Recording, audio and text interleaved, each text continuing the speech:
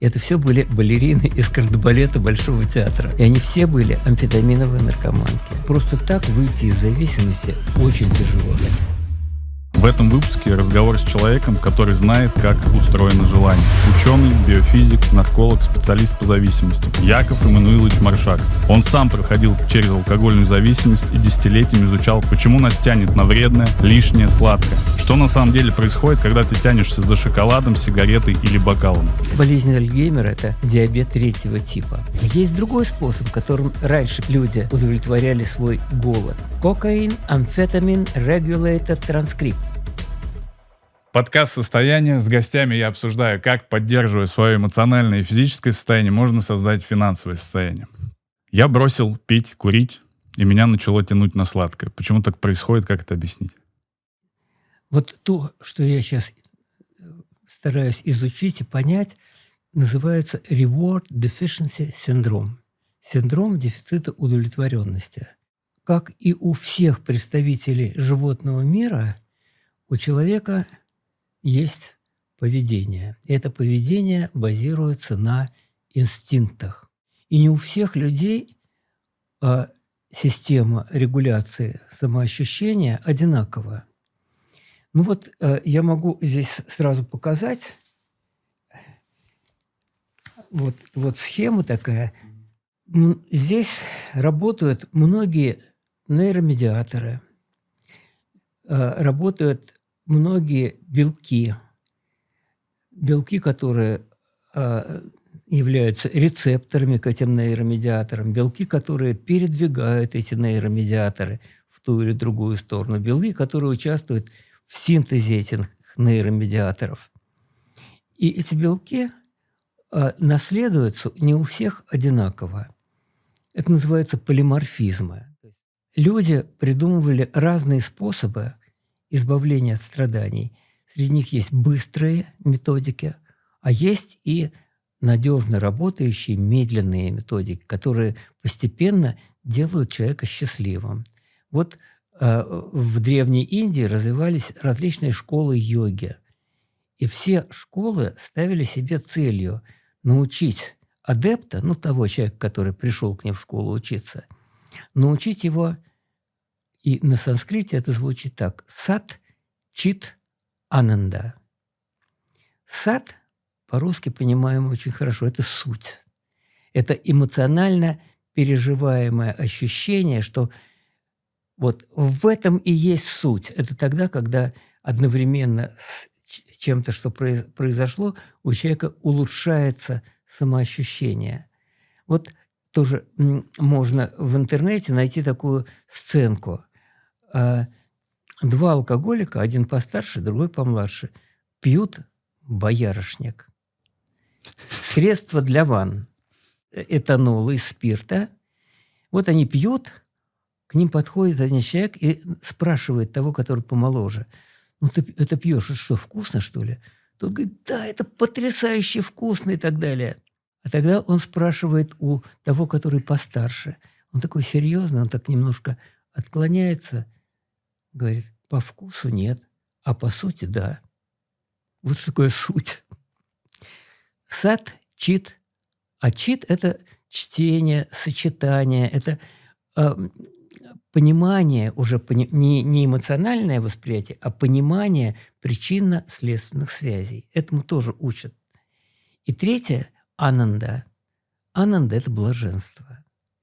Как сделать человека постепенно настолько счастливым, что для него малозначимо уже становится это вот сансара, как они называют. То есть этот внешний физический мир, с которым он коммуницирует, который его по-всякому может обидеть.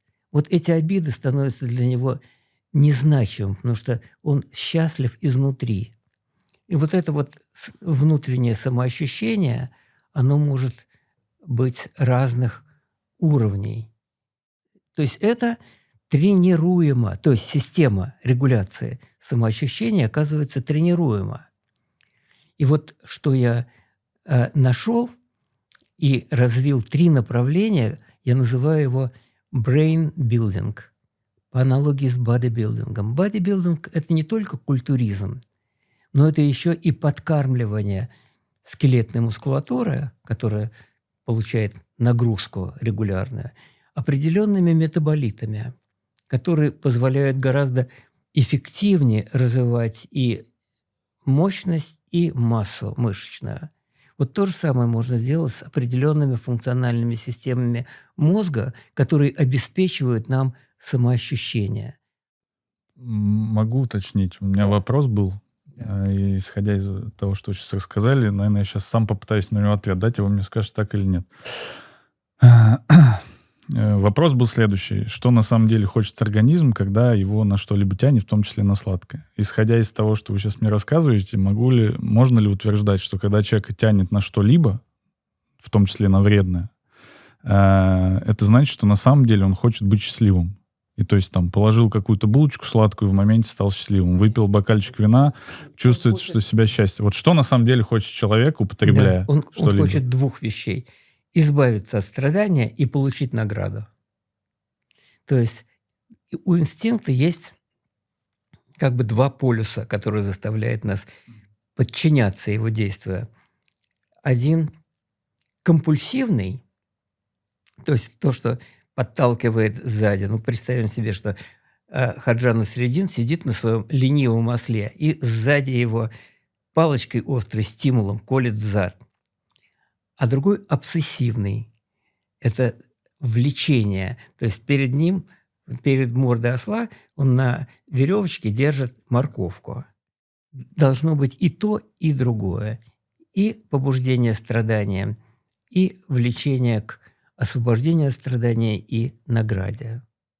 В 2009 году автогигант Ford стоял на грани банкротства. 12 миллиардов долларов убытков, простаивающие заводы, разгневанные кредиторы. Но всего за 2 года компания вышла в лидеры рынка. Знаете, что им помогло? Грамотный операционный директор Алан Мулали, который пересобирал все процессы с нуля. Он сократил модельный ряд авто почти в 2 раза, закрыл 17 убыточных заводов и снизил затраты на логистику. Запустил в продажу новые энергоэффективные автомобили, а также, куда без этого, усилил контроль финансов и выстроил процессы в команде. Хотите также эффективно чинить бизнес-процессы, избавляться от убытков и зарабатывать от 250 тысяч рублей? Тогда вам на курс «Операционный директор» от Академии Эдисон. За 9 месяцев обучения на онлайн-тренажерах и бизнес-кейсах реальных компаний вы узнаете, как анализировать эффективность, выстраивать бизнес-процессы и инвестировать в прибыль, а не в головную боль. 49 реальных кейсов и практических заданий, 385 лекций от экспертов с опытом в Озон, Ростехе и Альфа-банке, тренажеры по 1С и Excel с пошаговыми инструкциями и поддержка личного куратора на 365 дней, а не очередной чат на 1000 человек.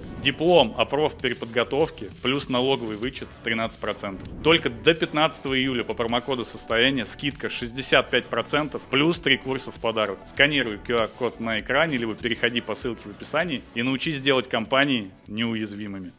Вы можете мне вот как биофизик с точки зрения нейробиологии объяснить, что в теле первым происходит, когда к нам в рот попадает сладкое? Вот с точки зрения биофизики и биологии.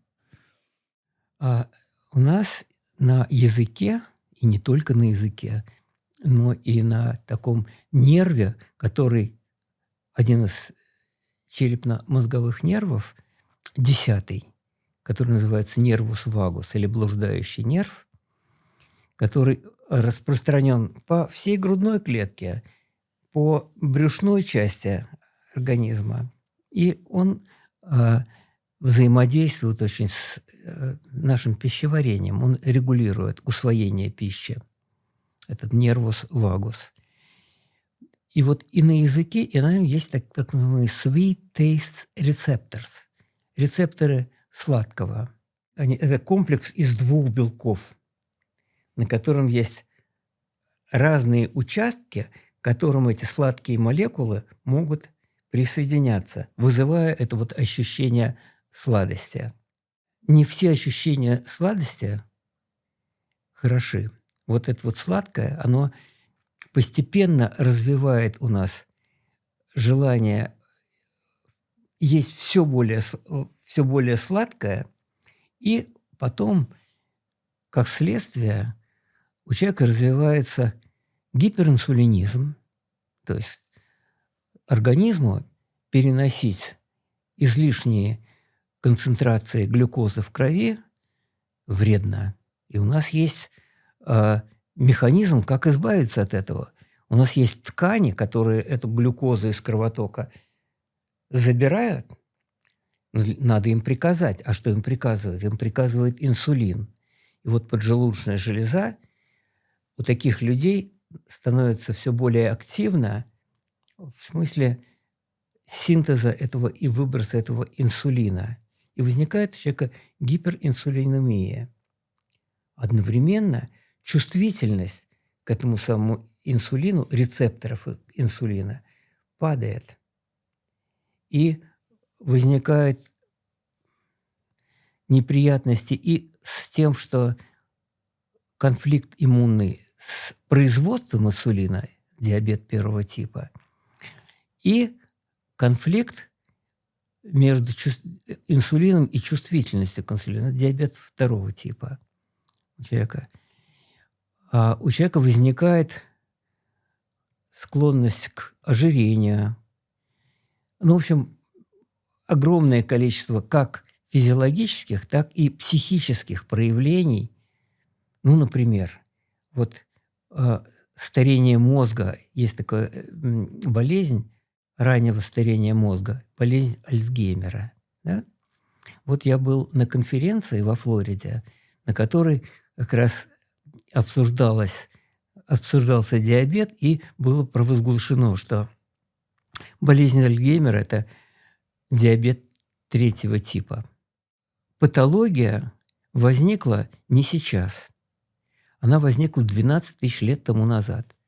Причем очень интересно, что был палеоботаник, Гордон Хилман его звали, англичанин, которого очень интересовало, чем питалось человечество до цивилизации. И он научился, он создал методику, как искать и идентифицировать пищевые остатки, которые разбросаны вокруг стоянок древнего человека. И он этим занимался по всему миру. Особенно подробно исследовал, чем питались племена натуфийской культуры. То есть это те племена времен неолита, которые жили на восточном побережье Средиземноморья и вот той области Междуречья, в северном Междуречье, между Тигром и Ефратом, которая называлась «Плодородный полумесяц». И он исследовал и нашел, так сказать, что ели люди. И это оказалось 200 наименований семян различных растений, в основном кустарниковых. И эти семена, в отличие от злаковых, они запасали энергию в виде самых разнообразных жиров. Растения вообще сильны тем, что у них биохимия более разнообразная и мощная, чем у животных. И вот они создавали эти самые жирные, жиры, можно так сказать. И энергия этих жиров использовалась уже для произрастания растений из семени, так же, как крахмал используется для какой-нибудь пшеницы. Вот, 200 наименований разнообразия. Это было 90% рациона человека того времени. А 10% приходилось на мясо и рыбу, которые они доставали охотой, рыбалкой и, такое слово, скавенджинг. То есть они были подбирателями трупов падших животных. Вот здесь я как обыватель, не связано ли это больше с тем, не потому что они понимали осознанно, что это полезнее, не из-за этого. А просто потому что сложнее убить мамонта или какого-то хищника, чем там растение сорвать? Прежде всего надо добыть себе еду. Потому что у человека пищевой инстинкт, который руководствуется чувством голода, не аппетита, как у современного человека. Голод наступает постепенно, тогда, когда после еды постепенно из кровотока начинают исчезать аминокислоты и жиры. И человеку постепенно хочется, и он находит себе, у него есть время для этого, находит себе пищу. А как устроен современный человек? У него все в холодильнике лежит, и вот под влиянием острого аппетита он иногда ночью встает и наедается. Что же такое этот самый острый аппетит? Откуда он берется? Почему он не похож на голод? Вот когда человек, это произошло 12 тысяч лет тому назад, и Гордон Хиллман нашел место, где это произошло. Вот первое сельскохозяйственное поселение было в горах на левом берегу реки Ефрат, в горах, которые называются Тель-Абу-Хурейра. Вот там люди завели первое, так сказать, сельское хозяйство и стали возделывать пшеницу. И научились они не просто возделывать пшеницу, надо бы ее съесть. Потому что если жевать сырые зерна пшеницы, то ничего, кроме вот клейкой такой, вроде жевательной резинки, мы не сделаем. Наш желудочно-кишечный тракт мало приспособлен для того, чтобы переваривать и усваивать крахмалы, огромные молекулы углеводные. Но человек гораздо хитрее всех остальных животных. У него есть орган приспособления, орган хитрости. Это неокортекс. И вот он этим воспользовался и придумал первый биохимический способ воздействия на пищу, как декстринизовать крахмалы, то есть развалить их на мелкие фрагменты. Это термообработка. Человек стал подогревать эту самую пищу на огне и стал получать от этой пищи совсем другое удовольствие. Вот это вот первое, так сказать, удовлетворение нежное. Вот если раньше люди ели до этого, поел и чувствует бодрость, активность и, так сказать, желание активности. Это стимуляторное удовлетворение пищевого инстинкта было, когда мы удовлетворяли голод. А аппетит – это удовлетворение седативное. То есть, когда человек наелся, переел при этом, Его и накрывает. отваливается, такое сладкое, сонливое нега. Это опиатное удовлетворение. И вот если так посмотреть, в этом же самом уже упомянутом аркватном ядре гипоталамуса как раз развивается это ощущение, хватит есть или не хватит.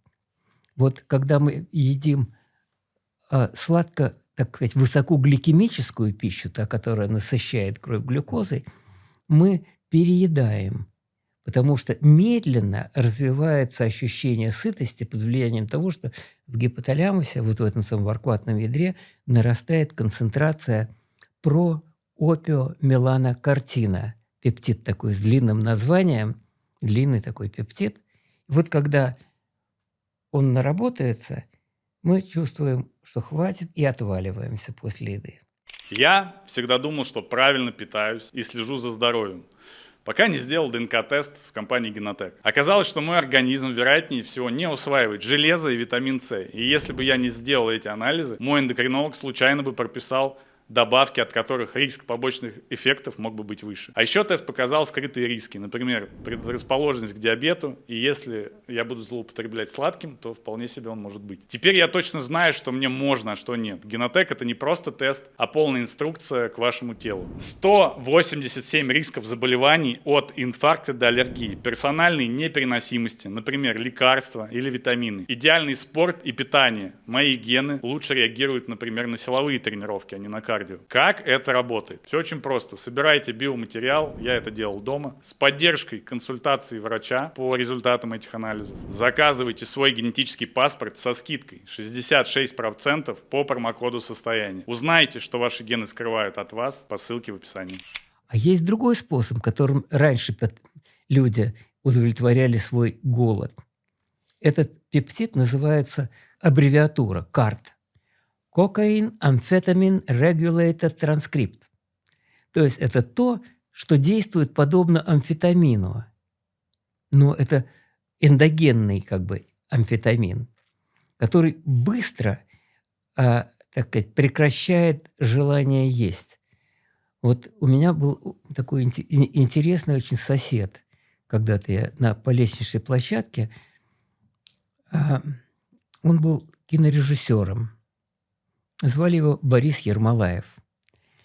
Он такой был богемный человек со странностями, который поставил фильм вместе с Васильевым и Максимовой. Это и балетмейстеры, и танцоры из Большого театра. Фильм назывался «Фуэте» и был так популярен когда-то. И вот пока снимался этот фильм, у Бори каждые 3-4 месяца менялась жена. Это все были балерины из кардебалета Большого театра. И он меня со всеми знакомил. И они все были амфетаминовые наркоманки. Почему? Да потому что амфетамин полностью отбивает желание есть. А им это очень важно для того, чтобы сохранять стройность. То есть вот это вы сейчас камин-аут сделали про балерин. А сейчас интересно, как сейчас они не знаю, я поддерживают. уже давным-давно не знаком. Боря уехал давно, живет где-то в Канаде. Ничего себе, интересно. То есть амфетамин потому действует, потому что у нас есть эндогенный пептид, который делает то же самое. А что он делает? Вот у нас есть, значит, представим себе синапс. Вот один нейрон по аксону присылает какое-то вещество, какой-то нейромедиатор, и складирует это в депо, пресинаптическом депо. А другой нейрон рядом с ним должен почувствовать. И между ними жидкость, это называется синапс. Когда приходит электрический сигнал, выбрасывается нейромедиатор и садится на рецепторы. Тут же белки, которые его уничтожают, и тут же белки, которые его втягивают обратно. Белки обратного захвата. Эти белки обратного захвата не у всех одинаково кодируются. То есть тоже есть разница в этих белках. У кого-то более интенсивно, у кого-то менее интенсивно. Этот обратный захват приходит. Так что делает амфетамин? Он присоединяется к этому белку обратного захвата и его переворачивает в мембране. И вместо того, чтобы наружу, то есть вместо того, чтобы внутрь, он заставляет этот нейромедиатор наружу. То есть дофамин выбрасывается в большом количестве, человек испытывает эйфорию от этого, а зато потом испытывает недостаточность. Все равно как человек получил зарплату и в первый же день все спустил, а потом голодает. Вот если вернуться к сладкому и к сахару, тогда вот его сейчас очень многие демонизируют. Вот если говорить про норму, то сахар — это реальный яд или это привлечение? То есть все равно нашему организму сахар в каком-то количестве нужен или нет? Вот те люди, которые питались племена натуфийской культуры, питание которых изучал Гордон Хиллман, они сладким не питались. Ну, может быть, изредка кто-нибудь найдет там какой-нибудь мед. Вот, тогда, конечно, они с удовольствием это все ели, но не было сладкой пищи у них. А мозгу нужен, то есть наш неокортекс нуждается в глюкозе. Но слава богу, что у нас есть печень, такое химическое производство. И эта печень может делать то, что называется глюконеогенез. То есть из белков, из жиров она делает печень и подкармливает наш неокортекс. Было достаточно, но не очень много. А тут, когда человек дорвался до высокогликемической пищи, вот этот вот процессированный или там разделенный на короткие фрагменты, можем прям крахмал? вот конкретные какие-то продукты называть, чтобы зрителю было понятно? То есть это там газировки все, да, допустим, все Нет, хлебы. я не о том, что сейчас, а еще вот самое начало, когда произошла эта самая неолитическая революция, люди получили удовлетворение от того, что научились есть пшеницу. По-видимому, они моментально всю пшеницу, которая там росла, от пшеницы однозернянка и двузернянка, съели. И так же, как героиновый наркоман будет искать возможности добыть себе хоть где-то свой наркотик, также люди вынуждены были придумать сельское хозяйство. И сделали это самое поселение и стали выращивать эту самую пшеницу. И эта пшеница не только увеличивала, так сказать, аддиктивность, то есть развивалось пристрастие есть эту пищу, а не предыдущую. Пищу, которая удовлетворяет аппетит, а не пищу, которая удовлетворяет голод. Еще эта глюкоза, обильно получаемая, давала возможность человеку интенсивнее придумывать. И вот люди под этим влиянием стали развивать все более эффективное сельское хозяйство. И возникла первая цивилизация, вот эта вот месопотамская цивилизация. И это все возникло под влиянием нового пищевого инстинкта, который постепенно развивался и вот дошел до того, что сейчас большинство людей умирает от инфарктов и инсультов, которые являются результатом этого сладкоедения, к которому человек пристрастился. Дело прямо вот в сладком или дело все-таки в том, что у нас переизбыток калорий и мало подвижности? То есть к чему? Я очень много исследований видел, где люди потребляли что-то сладкое, но если они в норме калорийности, то у них нет ожирения, соответственно, нет ожирения, нет инсулинорезистентности, нет у них проблем с, там, не знаю, с печенью, жиром, с сердцем и так далее. С исследованиями вот того, что надо есть, жирную пищу или углеводную пищу, были трагедии. Был когда-то замечательный физиолог Джон Юткин в Англии, который написал знаменитую книгу, которая подверглась остракизму буквально. Чистый, белый, сладкий. Нет, чистый, белый, смертельный. Вот. Про сахар. Это исследование, которое он проводил в своей лаборатории. А параллельно в Соединенных Штатах был другой нутрициолог, физиолог, который говорил о том, что весь вред и все это вот ожирение и атеросклероз идут от насыщенных жиров? От жиров, да. И победил, как более такой, он был связан с теми людьми, которые производили сахар, то есть сахарное лобби. И он за них выступал. И там были всякие подлоги. А Джон Юткин был абсолютно честным человеком. Мне потом повезло в жизни встретиться с одним из физиологов, который работал у него в лаборатории и рассказывал, что он делал. Он измерял в моче собак, которых покормили сахаром, а потом он измерял уровень, который поднимался, уровень ионов хрома в моче. Вот известное дело, что сейчас многим людям советуют, которые, так сказать, подвержены сладкоедению, а вы принимайте какой-нибудь пикалинат хрома, диникотинат хрома, который позволяет вам немножечко улучшить чувствительность к инсулину. Потом выяснилось, в чем тут дело. Рецептор к инсулину, он ассоциирован с пептидом, который называется хромодулин, который содержит в своем составе для того, чтобы быть эффективным, содержит ион хрома. И под влиянием сладкого этот хромодулин выпускает, и этот хром выходит из нас, и у нас уменьшается, благодаря в том числе и этому, чувствительность к инсулину.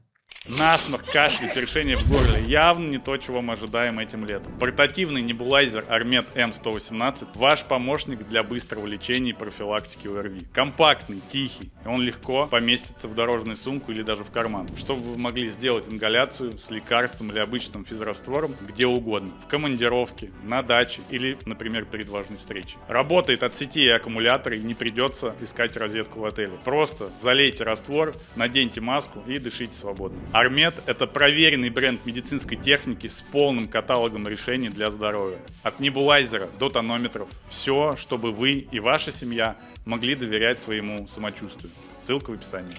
Вот это вот увлечение и постепенное погружение всего человечества в поедание высокогликемической пищи, оно является пристрастием и одновременно патологическим пристрастием. И для того, чтобы освободиться, мне повезло очень. Я познакомился когда-то с этим Гордоном Хиллманом, он мне все это рассказал. Я понял принципы того, как надо создавать пищу, которая будет инициировать не синтез опиомеланокартина, а синтез карт. То есть пища, которая создает нам быстрое насыщение и удовлетворение стимуляторное. И, значит, у меня была клиника, когда я вынужден был уехать в Соединенные Штаты, в Калифорнии есть такое замечательное местечко Малибу. И вот там у меня была клиника, в которую стали приходить очень, тучные пациенты, американские наркоманы и алкоголики, которые все время тянулись за сладким, потому что они уже не первые клиники проходили реабилитацию, и они привыкли к тому, что на столах стоят вазочки со снэкс, то есть всякие сладости, и сухофрукты, и конфетки там, и печенье всякие. Я понял, что это все рождает перепады настроения. Почему вот это вот сладкое питание, оно более аддиктивно, то есть вызывает большее пристрастие, чем предыдущий пищевой инстинкт? Потому что предыдущий пищевой инстинкт, он удовлетворял, а после этого не было спада настроения. А вот за сладкой едой сначала нам сладко, нежно, приятно, а потом наступает реактивная гипогликемия, то есть у нас столько инсулина выделяется, что ткани высасывают всю глюкозу, и нашему неокортексу не хватает глюкозы. Поэтому, когда сладкое съел, тебе классно, а потом тебя накрывает физически. Да. А что тогда делать этому мозгу? У него есть у него есть способ, как вернуть сахар в кровь. Надо создать стресс. Гипоталамус – кортикотропинолизный фактор, гипофиз – адренокортикотропный гормон, надпочечники – стрессовые гормоны, адреналин и глюкокортикоиды, которые заставляют ткани, наоборот, отдать в кровоток.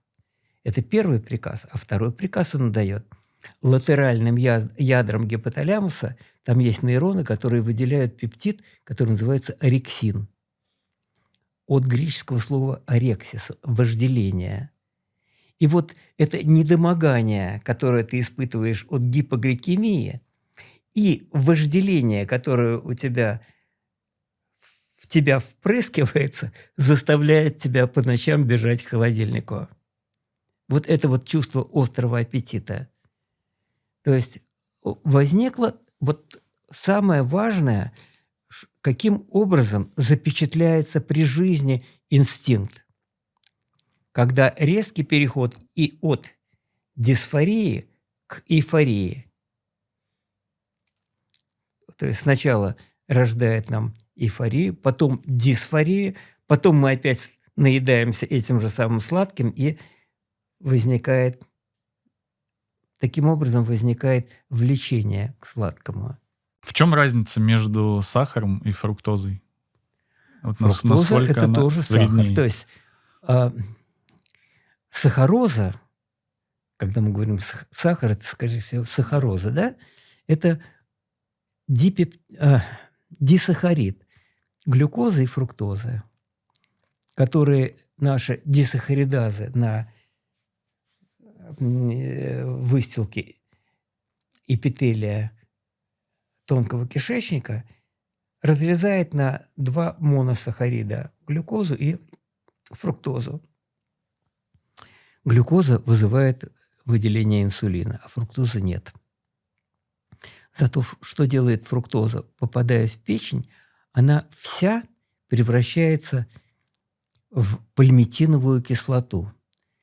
Тот самый пальмитат, которого все сейчас люди боятся и проверяют, нет ли в этом самом молоке или в молочных продуктах этого пальмового масла. А на самом деле все пальмовое масло, в основном пальмовое масло, создает наша печень из фруктозы. Вот насколько это бывает анекдотично буквально. Меня нашел в интернете один не москвич, пожилой человек, который приверженец здорового образа жизни и здорового питания.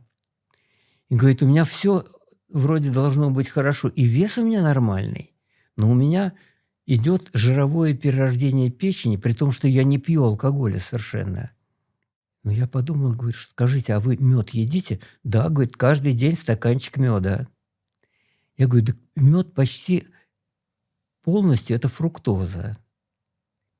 Перестаньте есть мед. Вообще или... Да.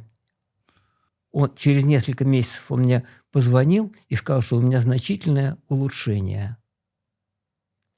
И, то есть, он перестал употреблять фруктозу и прекратилось это самое жировое перерождение печени. И печень у него Получается, здорово фрукты восстановилась. тоже вызывают то же самое? Разные фрукты, разные ягоды. И вообще я советую посмотреть в интернете, а сколько содержит там смородина фруктозы, а сколько содержит хурма фруктозы и так далее. И стараться пореже есть фрукты и ягоды с высоким содержанием фруктозы и замещать их тем, у кого фруктозы поменьше. Ну вот вы как считаете, вообще они в рационе должны быть в каком-то количестве или нет? Вот как я считаю, есть люди пьющие, есть любители выпить, которые умеют воздержаться, когда нельзя потерять лицо, или вообще не выпить. То есть поступают разумно. А есть алкоголики, которые знают, что будет плохо, а все равно пьют. Вот так же и здесь. Если у вас патологическое пристрастие, то надо научиться перейти на другой способ удовлетворения пищевого инстинкта, на древний. Как это сделать? У меня разработана методика, и она работает. Тем людям, у которых нет пристрастия, умеренное употребление сладкого нормально. А тем, у кого это пристрастие, надо научиться питаться, удовлетворять свой пищевой инстинкт по-другому. А каким же образом?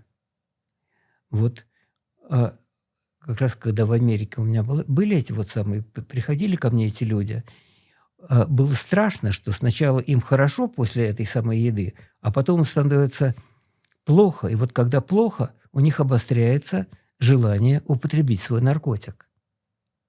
Как сделать так, чтобы выровнять их самоощущение, чтобы не было провалов? Вот я когда-то был знаком с таким французским он диетолог был, Мишель Монтиньяк. Кроме того, он был хороший шеф-повар. И вот его ученицей была одна француженка, которая вышла замуж за американца и переехала жить в Лос-Анджелес. И мы с ней познакомились, и вместе с ней создали 30 завтраков, обедов и ужинов, вкусных, но именно стимуляторного удовлетворения. И мы 3 раза в день кормили своих пациентов и просили их есть вдумчиво, не разговаривая и сосредоточившись на том, а когда они почувствуют насыщение. И как только они чувствовали, что хватит, они должны были моментально встать из-за стола, идти в соседнюю комнату, где громко играла музыка рок-н-роллов раннего Джерри Ли Льюиса. И 5 минут они у меня танцевали рок-н-ролл. Сразу после еды? Сразу после еды. Дело в том, что они не переедали, поэтому легко было. Ну, у нас можно заменить это тоже хорошо бы под музыку интенсивную, аэробической гимнастикой. То есть интенсивное движение сочетать с интенсивным дыханием. И это прогоняет тот аппетит, который приходит во время еды. Если бы они остались за столом, то они смели бы все, что было на столе.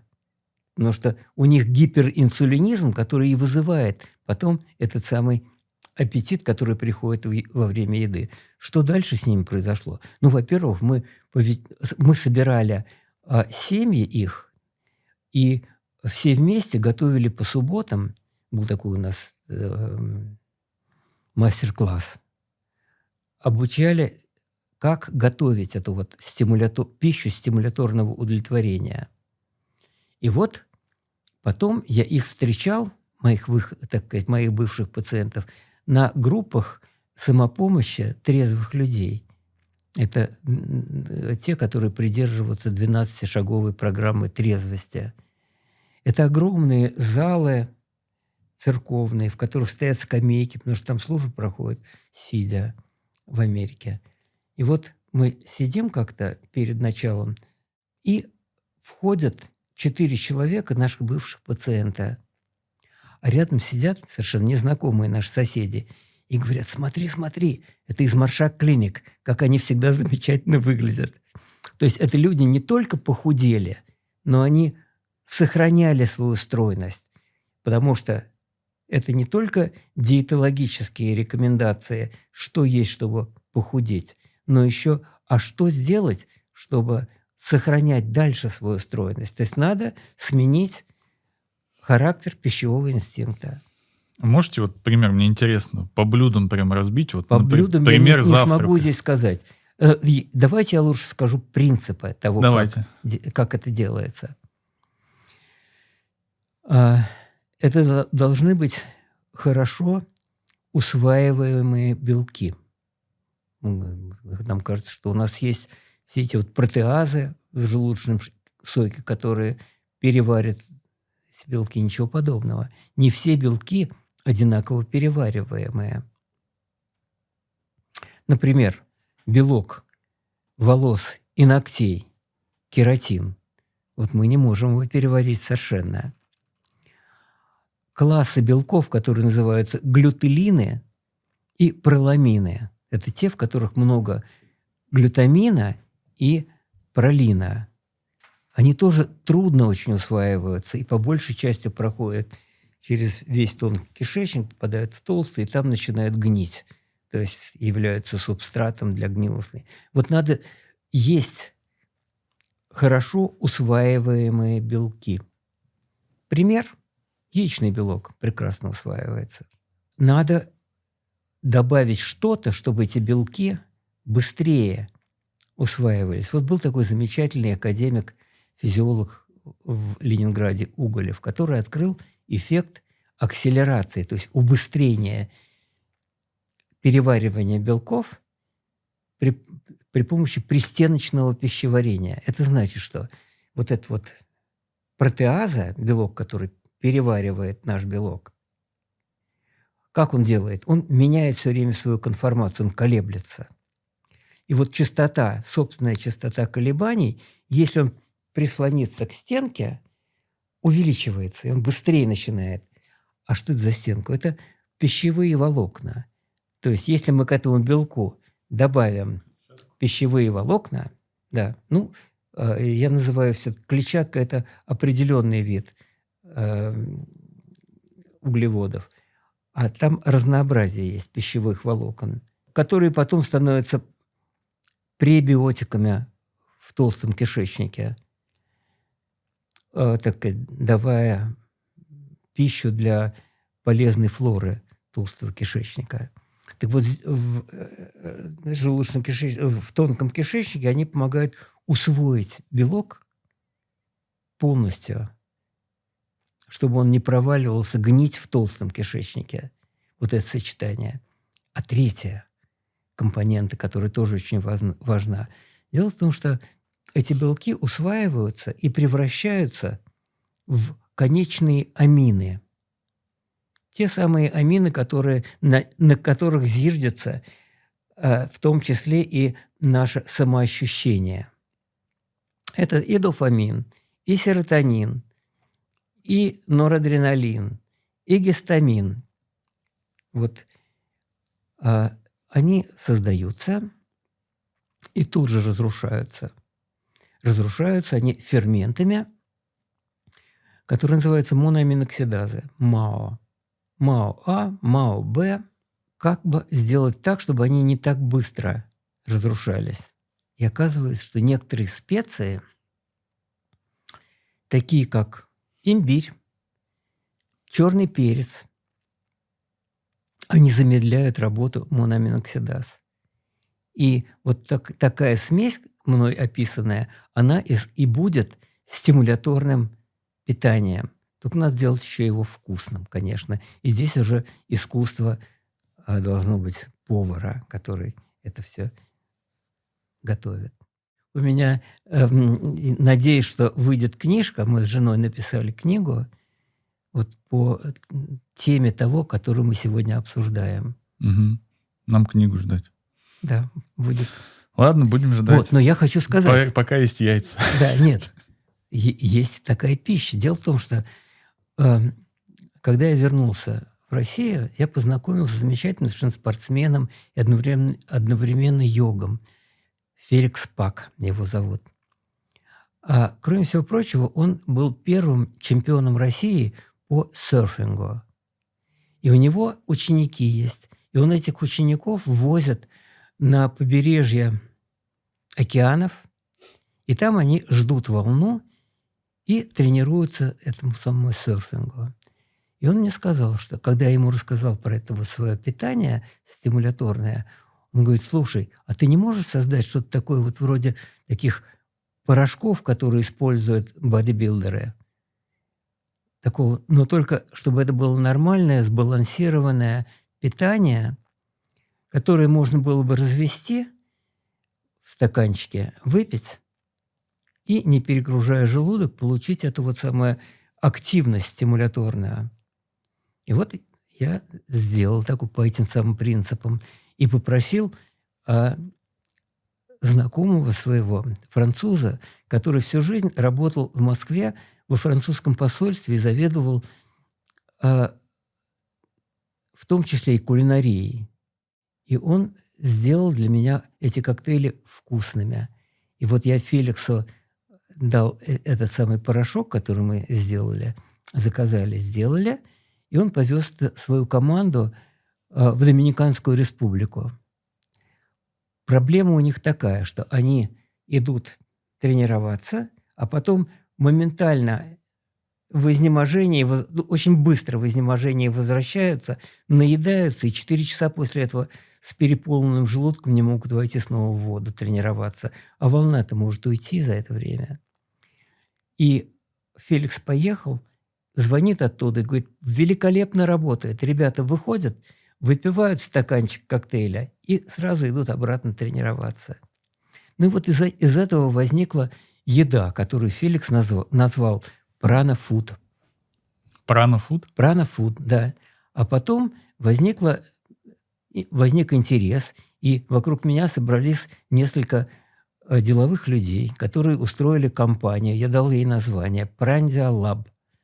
То есть Prandia – это по латыни «еда».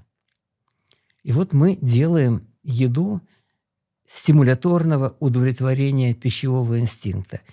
И она вкусная и полноценная. И можно только ей даже питаться. Ну, и что туда входит, вы нам скажете? Просто сейчас для меня все это звучит так абстрактно очень. Можете конкретные примеры привести? Вот яйца вы сказали. Что еще надо есть, чтобы это было стимуляторно? Мы делаем это вот по определенным рецептам. Мы делаем вот эти самые коктейли, мы делаем конфеты. Я еще придумал конфеты, во-первых, которые вызывают этот вот прилив бодрости. Но кроме того еще они уменьшают или вообще избавляют человека от атеросклероза. И это не просто так сделано, а в результате исследования биологов Стэнфордского университета, которые разобрались в том, а почему и каким образом откладывается атеросклероз на внутренних стенках артерий. И выяснилось, что сочетание флавоноидов граната и шоколада способны не только остановить этот процесс, но и обратить его вспять. И я воспользовался вот тем знанием и сделал, я не кондитер, но я поехал в компанию «Шоколатье», которая обучала любопытных американцев того, как делать конфеты.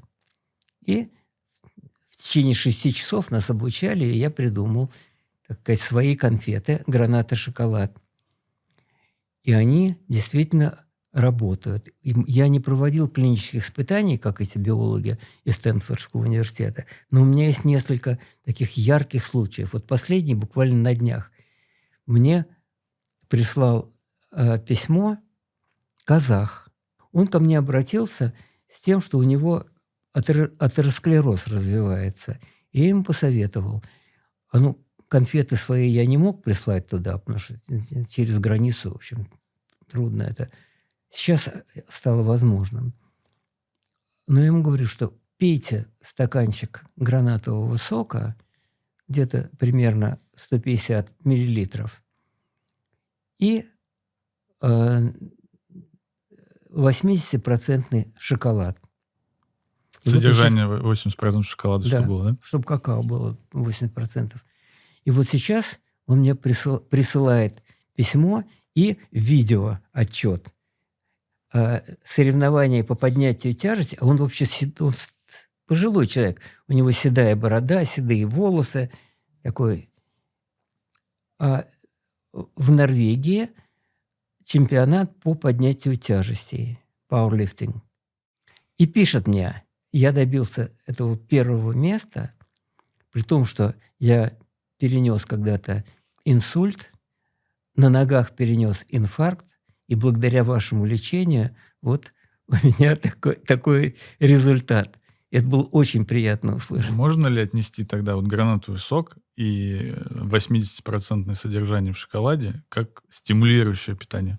А еще надо туда добавить ванилин и черный перец. Тогда это будет действительно стимуляторное. Почему? В шоколаде существует вещество, которое называется фенилэтиламин. Но оно плохо проникает через печеночный барьер, плохо проникает через гематоэнцефалический барьер.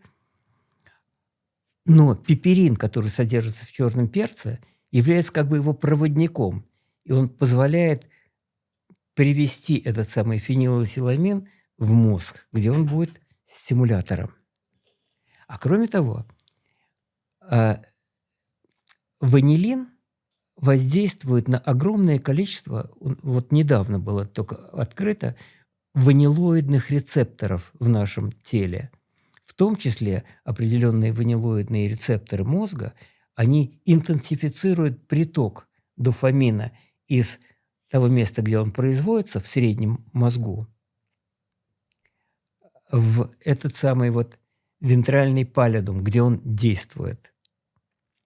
И вот сочетание этих компонентов, они и создают это вот приятное ощущение бодрости, активности после съедания этой конфетки. Хотел еще спросить, как сахар на печень влияет. Вы это затронули частично. Вот. Но у меня такой вопрос. Правда ли, что сахар влияет на печень почти как алкоголь с точки зрения вреда? В том смысле, что и от того, и от другого может быть жировое перерождение печени. То есть вот в этом смысле они как будто схожи по влиянию. Печень, понимаете, в чем? Да. Особенно, и глюкоза, и особенно фруктоза приводят к тому, что печень начинает синтезировать это самый пальмитат. Куда его девать? И печень, у нее есть способ, куда девать.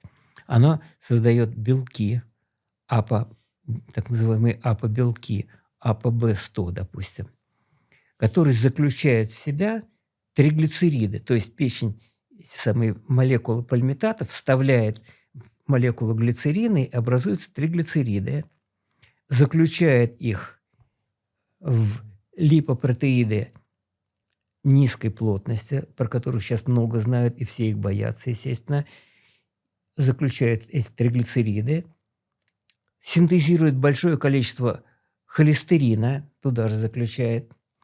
Туда вставляются еще белки, специальные ферменты, которые будут с триглицеридов переносить жирную пальмитиновую кислоту на молекулу холестерин, то есть этерифицировать его. Потому что именно в виде этерифицированного холестерина это может перейти к клеткам ткани, и они заберут энергию эту таким образом. То есть холестерин – это просто переносчик, это как бы ложка чайная, которой мы кормим организм энергией. А холестерин – это очень нужная молекула. Надо просто замедлить окисление этих липопротеидов низкой плотности. Особая глава, как это делать. Печень, убирая излишки пальмитата, потому что этот пальмитат, который она синтезирует из фруктозы, он токсичен для печени. И она это делает хотя бы для себя, для того, чтобы избавиться от этого пальмитата, создает эти самые липопротеиды низкой плотности и пускает их крутиться в кровотоке. Но в том числе часть из них оседает в самой печени. И она наполняется этим самым жиром постепенно. К чему это потом может привести? Жировое перерождение печени? Да. Ну, к тому, что клетки печеночные, вот гепатоциты, умирают. После того, как они определенное количество умерло, печень спохватывается и начинает, наоборот, они начинают размножаться. Получается, что если мы условно там на протяжении нескольких лет хронически сладкоежка, то в конечном итоге у нас будет ожирение печени, в итоге в целом сахарный диабет к этому и так идет, далее. да. Но от чего возникает цирроз печени? Именно из-за перестройки печени. То есть гепатит С. Почему он приводит? Потому что он, так сказать, заражает гепатоциты и сидит в них. А потом выходит на поверхность и заражает соседние клетки. А потом опять, то есть там все время так наружу, потом сохраняется внутри. Наружу, внутри он приводит к тому, что клетки погибают. Они погибают, заражают соседей и так далее. И там все время происходит такое, что печень исчезает частично, потом нарастает, а печень очень быстро восстанавливает клетки. И вот это вот изменение такое пульсирующее приводит к тому, что происходит перестройка, структура. А печень, она очень точно структурирована печеночными дольками. И вот когда структура печени нарушается, это и есть цирроз. Еще раз к зависимостям хочу немного вернуться. Вот как понять, что мы по сути, не вышли из зависимости? Мы не вышли из зависимости, а просто ее переодели, так скажем. Ну, то есть заменили одно на другое, а зависимость, по сути, осталась у нас. Вот как мы можем это... Просто так выйти из зависимости очень тяжело. То есть для каждого человека надо придумать технологию того, как, прежде всего, стать счастливым, а потом уже вернуть свой характер в русло достойного человека. То есть это одновременно нейрофизиологическая задача и психологическая задача. Какие есть способы, как это можно сделать? Вот из того, что у нас есть в повседневной жизни, что мы можем применять. Я услышал, что йога – это один из таких способов. Йога и употребление определенных безопасных в широком диапазоне дозы веществ. Обычно они относятся к классу добавок, то, что называется по-английски food supplement. Я не очень люблю БАД название. Вот эти вот самые добавки, которые точно встраиваются в метаболические пути, корректируя их. Пример привести? Да, очень хочется. С Ну вот, примерами. да. Все знают, что есть такая фолиевая кислота, в которых много, это необходимый витамин во всякой зелени, которую мы едим, много. Но этот фолат должен быть преобразован в организме в очень важный витамин, который называется 5-метил-тетрагидрофолат, или по-простому метилфолат, так он продается. Так и называется. Да, Метилфолат. в магазине, даже в Вкусвилле он продается. Вот не у всех одинаково этот процесс происходит. Из-за того, что фермент, который называется 5-метилен-тетрагидрофолат редуктаза, у человека ущербный, у него не хватает этого метилфолата, и из-за этого у него склонность к гомоцистеинемии, то есть много гомоцистеина, который приводит к ускоренному атеросклерозу артерий. А кроме того, у него недостаточно интенсивно формируются эти самые моноамины: дофамин, норадреналин, серотонин. Вот о чем, то есть у него нет того, на чем, так сказать, зиждется регуляция настроения. Ну, вернее, нет, а мало. А как узнать? И вот, оказывается, можно типировать, то есть узнать, как унаследовано от папы и от мамы вот этот самый фермент 5-метилен-тетрагидрофолат редуктаза, и, соответственно, тому наследованию дать ему ту или иную дозу метилфолата. Это по ДНК-тесту можем Да. определить или гормонально? Нет, по ДНК-тест. ДНК, конечно. Это очень просто. Берется букальный эпителий изнутри щеки. Да, и вот дальше определяется это.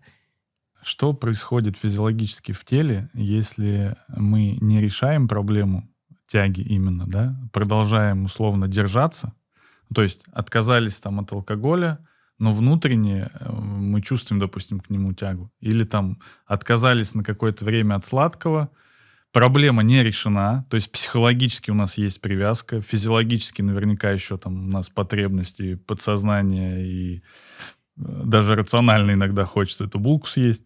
Но я имею в виду, сознание тебе говорит, давай. Вот. Что с телом происходит, если эту проблему не решить? Понимаешь, я не буду говорить со всем телом. Вот, да, с мозгом. Мне тоже повезло. Я как-то пришел в университет в Лос-Анджелесе, UCLA, и там на доске объявлений увидел, что отчетный доклад начальника отдела одного, который занимается исследованием мозга, именно вот алкоголизацией мозга крыс. У них линейные крысы, у которых легко вызывался алкоголизм. Линейные, значит, генетически совершенно идентичные. Вот они разделили эту группу крыс на две части. Одних и у тех, и у других вызвали алкоголизацию. То есть эти крысы предпочитали алкогольную поилку в просто чистой воде. И вот одну часть они поили все время, а другую 2 недели поили, а 2 недели отбирали этот алкоголь. Потом через полгода этих крыс умертвили и из их мозгов приготовили препараты. И вот он показывал слайды, чего, то есть что они научились мерить. Вот внутренняя выстилка коры головного мозга называется гирус цингули, или поясная извилина. И вот там они научились специфически окрашивать сеть нейронов, которая развивается благодаря алкоголизации. И вот они окрашивали эти сети и приготовили такие, и слайды показывали. Вот те крысы, у которых поилка была все время, а те, у которых поилка была с перерывами в 2 недели. гораздо интенсивнее развивались сети алкоголизации у тех, кто пил с перерывами. То есть если вы держитесь некоторое время, а потом все равно срываетесь, то Хуже будет. по аналогии с этими исследованиями, которые они проводили, то у вас пристрастие развивается интенсивнее. Ничего себе. То есть, Это влияет в том числе и на любую другую страсть к чему-либо. Известное дело, что в какое-то время было модно проводить всякие суггестивные методики, то есть внушение алкоголиков, там кодирование называлось и так далее. И он на некоторое время, на год перестает пить. Потом снова начинает. Ему опять делают внушение. На полгода он не пьет. Опять делают внушение и так далее. Вот оказывается, это, так сказать, только способствует развитию алкоголизации. И как тогда быть? Что делать, как быть? Допустим, человек я говорю, хочет что бросить. сначала надо... когда-то что мне помогло? Мне просто йога помогла. А теперь уже я так понимаю, как составлять индивидуальные программы, какой гимнастикой заниматься человеку, какие добавки пить, как питаться, чтобы не было колебаний настроения, и какая психология перехода к характеру достойного человека. То есть человек, когда становится пристрастным к чему-то, для него все остальное Перестает существовать. становится не так важным. Главное, он становится охотником за своей целью, за своим быстрым удовлетворителем. А когда он становится вновь счастливым, то у него есть предпосылки для того, чтобы создать характер, который охраняет свое внутреннее счастье. Как сделать так, чтобы не почувствовать себя подлецом? Чувство собственного достоинства у него формируется, чувство чести, чувство совести. А как это сделать? И когда-то в 1935 году встретились два алкоголика, и в таком интенсивном общении в течение 3 дней и 3 ночей они придумали то, что сейчас называется программа 12 шагов. И она для них стала работать, и они стали с другими делиться, и возникло сейчас много миллионов людей на свете спасается благодаря этой программе. Беда в том, что не все могут, потому что эта программа была придумана эмпирически. И приходят люди, и некоторые и разочарованно уходят, потому что не умеют их научить, как пользоваться этой программой. А для того, чтобы понять, как она устроена, надо изучать очень интересную науку, которая называется наука о поведении, этология. И понимая принципы этологии, мы понимаем, как устроена эта 12-шаговая программа, можем сами этим воспользоваться и научить других это делать.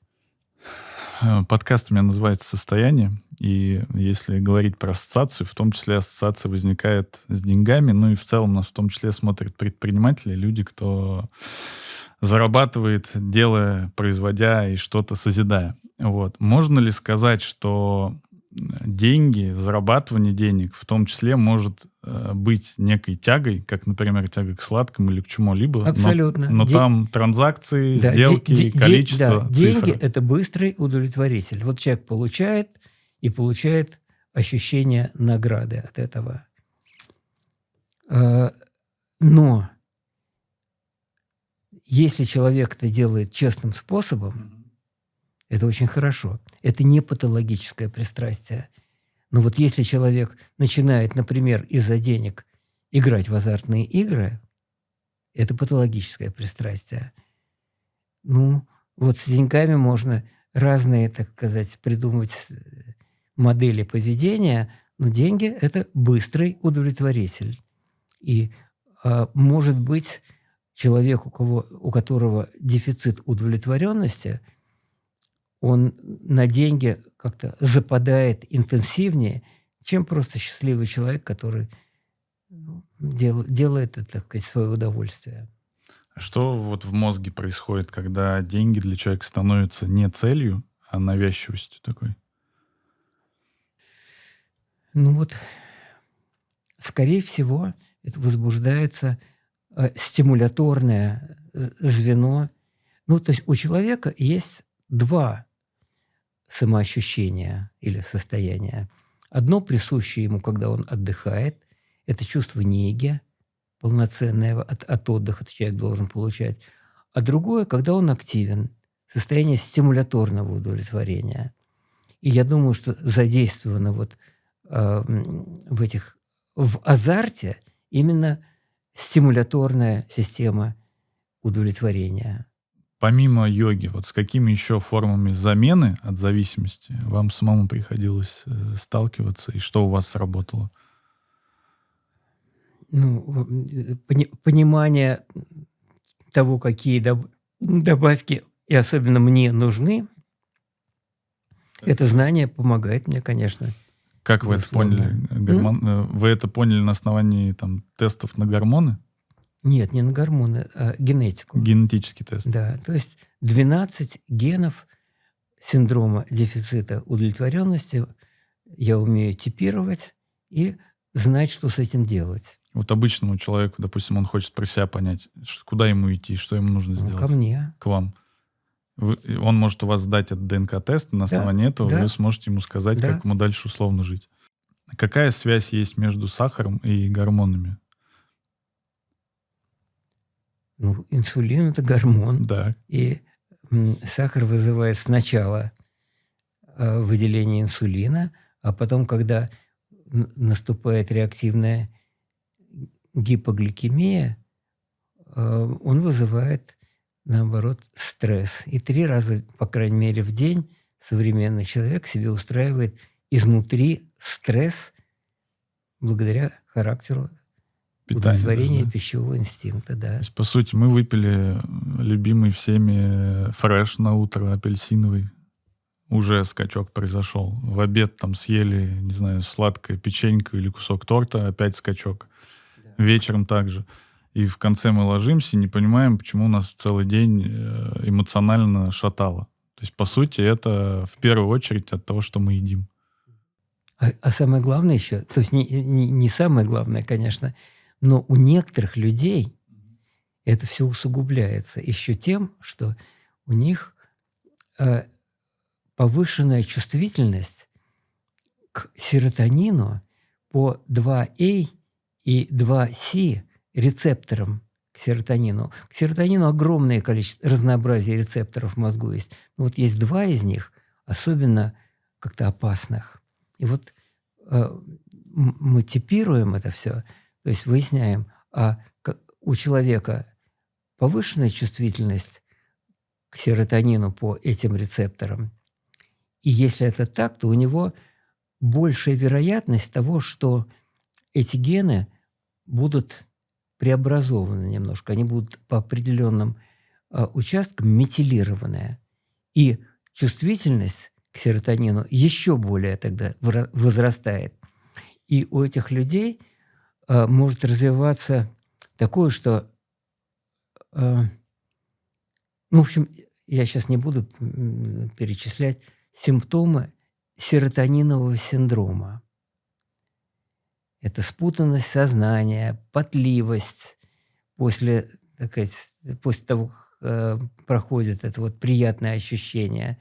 То есть я хочу сказать, что этот стресс, который люди переживают после еды, как правильно сказать, постпрандиальный стресс, он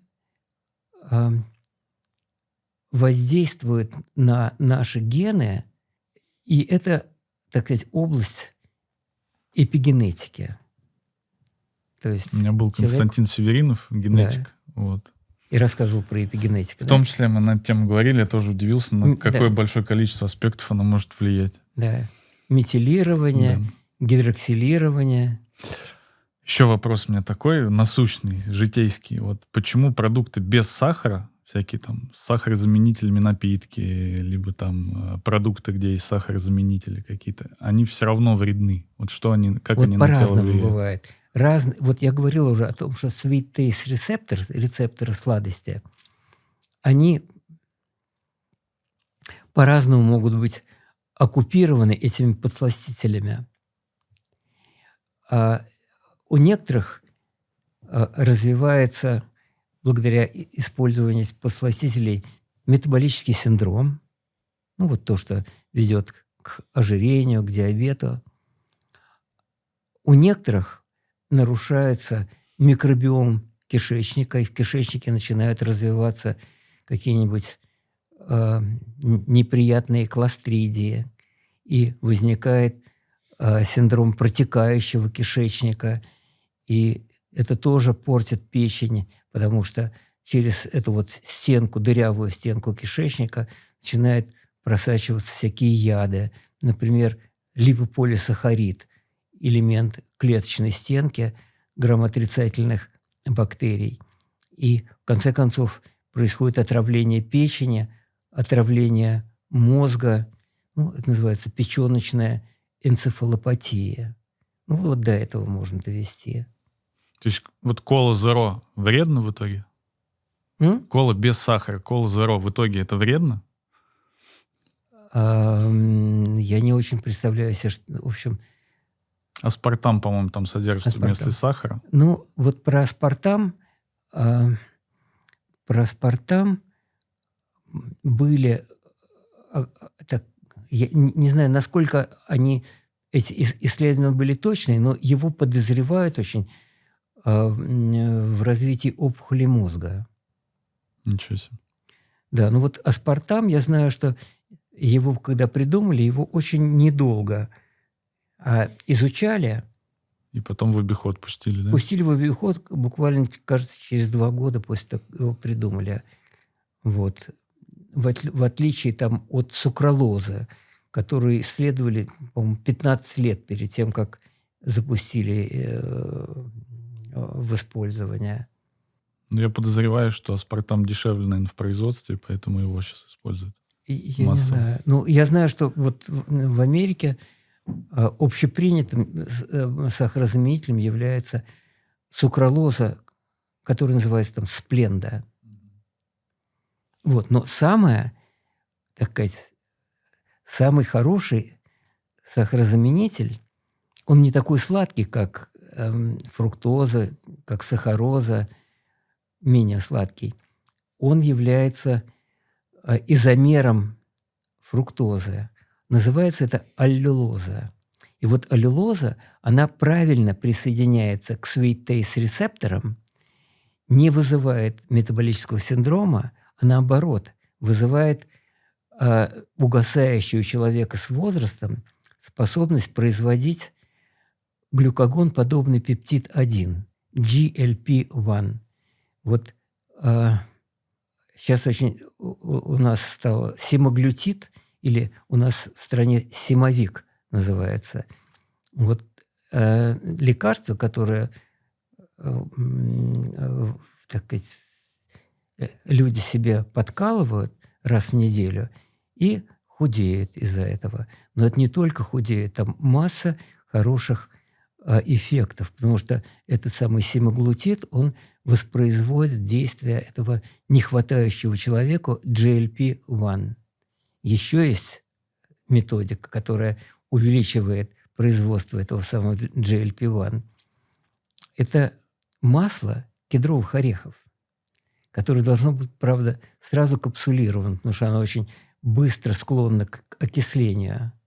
Вот капсулы с маслом кедровых орехов содержат пеноленовую кислоту. Это вот то, что... Это жирная кислота, полиненасыщенная жирная кислота, которая присуща только сосновым.